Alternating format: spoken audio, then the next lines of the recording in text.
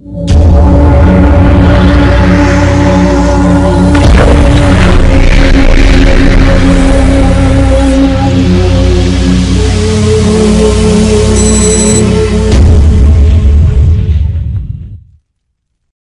what's up guys? Coach Mikal here at AC Jiu Jitsu Club with my brother Adam. Today we're going to talk about easy theory that I start a lot of my students off with when I'm first introducing them to the guard pass, right? It's a low pass, it's a pressure pass, and it's extremely high probability. I still use it myself, no matter who I'm rolling with, no matter what level, let's say. Hey guys, how's it going? I'm just kidding. Alright, so first things first, before we get to the guard pass, we need to open up his guard. Right now you can see I'm in a closed guard situation. We'll kind of breeze through the details right now on how to do that, and I'll post another video giving you more technical detail on my favorite ways to open the guard and some of the common mistakes. So for now, suffice to say, I'm going to open up the closed guard. So now I'm in this situation, boom, I'm opening up the closed guard here. Alright? So now that I'm here guys, one of the first issues that comes up, I need to make sure that I'm keeping him down here. Alright, so repeat after me. Leg, head, leg, head. Leg, head, leg, head. That's the formula that's going to work on these type of knee pound pressure passes. So the first thing I'm going to do here, I'm going to bring my knee in, and I'm going to bring my knee down. Notice right over here, as soon as this knee comes down to trap his leg, my other knee comes up to shelf his opposite side leg, right? If he decides to become a little bit of a troublemaker and start trying to sweep me here, I put a lot of pressure and I start to make his legs open up and spread at a 45-degree angle. Now you might think, hey, you know, I know a lot of guys who are really flexible. And sure, they can do side splits and they can do front splits. But all those people that I've rolled with that have great flexibility, you send their leg off to 45 degrees and the game changes a little bit. Okay? So now I've got the leg part of the formula. So what comes next? I need to control his head. So I'm partially passing his guard. Notice right here that my foot is hooked against his leg. If it wasn't, then he could immediately, easily go to half guard, which would create, you know, a kind of a long day for me now, when I could have just passed to his guard, right? So let's back up just a hair, half step. So as we come back, here's where we were. Boom, I've pinned his leg, his other leg is shelved on top. Alright, so now I need to assume the close beforehand. I need to assume my next position before I complete that position. So I need to control his head. Right, so leg, head, leg, head. So got the leg. Now I'm going to come underneath. And I'm not going to proceed to the next detail until I make sure that his chin is secured with my shoulder and that he's looking away from the direction where my hips are going to be in just a few moments. Also notice when I use this crossface, which is what it's called, that my elbow is on the ground, guys. I see a lot of people try to do that with their elbow off the ground, and it really reduces your probability. So here I am, boom, using my shoulder. Now I'm gonna go for the leg. My opposite hand, boom, goes here, I get the leg. Now at this point, when they become a big troublemaker, I can really press down with my foot that's trapping his other leg, and I can press open. And man, it becomes really uncomfortable. Right, Adam? Oh yeah. Right?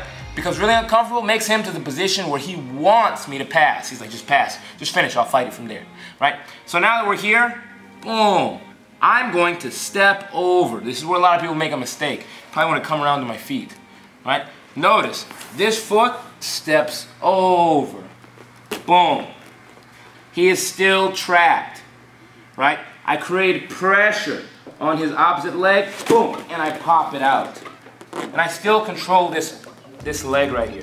Now I don't want him to shrimp back, so very often I'll either have my arm here, controlling this leg, and I know what a lot of people are saying about the reverse triangle. Don't worry, if you have a good posture, you don't have to worry too much about it.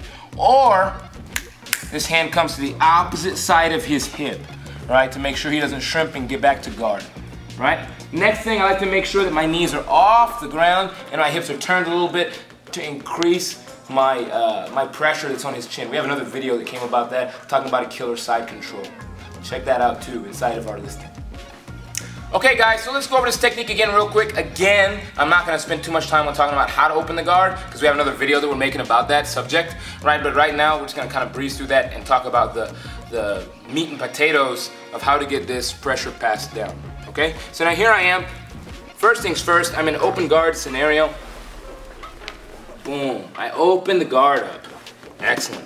Now that his guard is open and I have a lot of good pressure right here, my knee comes in, boom, knee down, my other knee immediately comes up to shelf his leg, right? I like to make sure that I'm opening, that I have some pressure to the inside of his thigh in case he tries to get a little ornery and sweep me over, right? So now that I'm here, the next step, remember, it's leg, head, leg, head. So I've already trapped his leg. You can see I've hooked his thigh. And my knee is on the ground, guys. My knee needs to be on the ground. So the next step is to make sure I get his head. So now I'm gonna cross face underneath. I'm not gonna move on to the next step until his chin, his face is looking away from where my hips are gonna be, which is gonna be in that direction. Next step is to get his leg. Boom, I like to be elbow deep. Now that I'm here, I'm gonna use my leg that's still inside of his guard, and I'm gonna step over the lock. Now that I'm here, I create a little bit of pressure, and I let the lock out, right?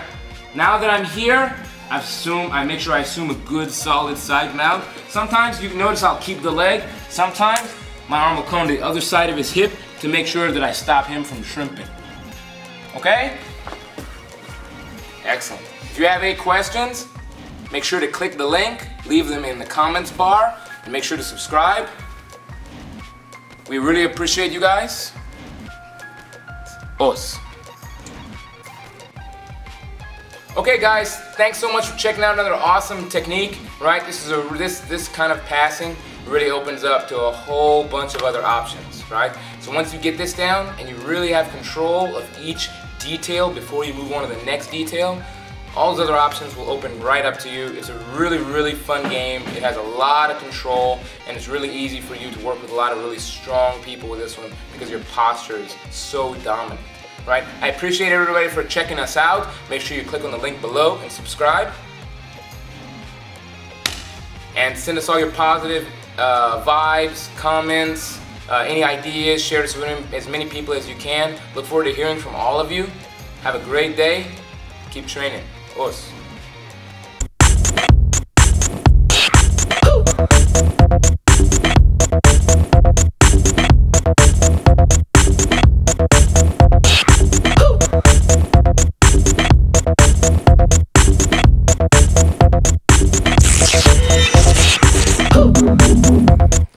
Yeah.